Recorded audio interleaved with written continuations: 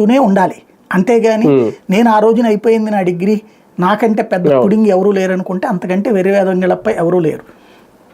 ఇక్కడ ఏమైపోతున్నదంటే స్వామీజీలంటే వీళ్ళకి ఒక చిన్న చూపు, లేదా ఆధ్యాత్మికవాదులంటే ఒక విరక్తి వీళ్ళకి.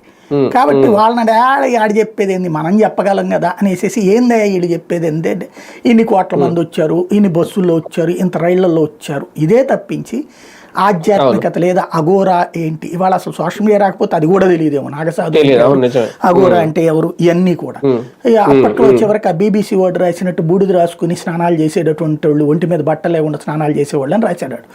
అట్లాంటిదే జర్నలిజం మనకి. దీంతో పాజిటివ్ రిపోర్టింగ్ ఏంటో తెలియదు. రాక్షసులు అనేవారు వాళ్ళు మా చిన్నప్పుడు. అఘోరాలు అంటే వాళ్ళు మనుషులు తినేస్తారంట, వాళ్ళు పీక్ తినేస్తారంట అనేవారు. అది బేసిక్ మనకి ప్రపంచం ఎట్లా ఉండాలంటే 2 కోణాలు ఉండాలి. ఒకటి ఆధ్యాత్మికత ఎక్స్ప్లెయిన్ చేయాలా, రెండవది ప్రజలకు సంబంధించిన వాళ్ళ ఫీలింగ్ ఏంటన్నది ఎక్స్ప్లెయిన్ చేయాలి.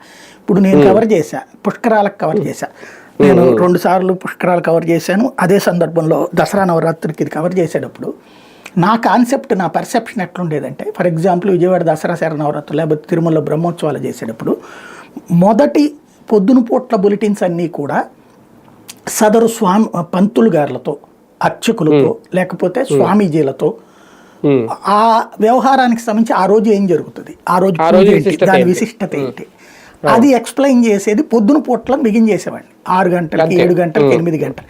తద్వారా ఆ ఇంపార్టెన్స్, ఆధ్యాత్మిక ఆ భక్తుడి యొక్క ఆలోచన అక్కడ ఫోకస్ కావాలి. భక్తుడి యొక్క మనోభావానికి తగ్గట్టుగా వాళ్ళు ఏం చెయ్యాలి, ఏంటి, అక్కడ ఏం ఆలోచించాలి ఆ రోజున దీనికి సంబంధించి అన్నటువంటిది ఎక్స్ప్లెయిన్ చేసి, ఆ తర్వాత భక్తుల కోణంలో వచ్చిన భక్తుడికి ప్రయోజనం అందిందా లేదా, వాళ్ళు సక్రమంగా దర్శనం చేసుకోగలుగుతున్నారా లేదా, ఏమైనా లోపాలు ఉన్నాయా, ఆహారం ఎట్లుంది, ఇట్లాగా రిపోర్టింగ్ ఉండేది.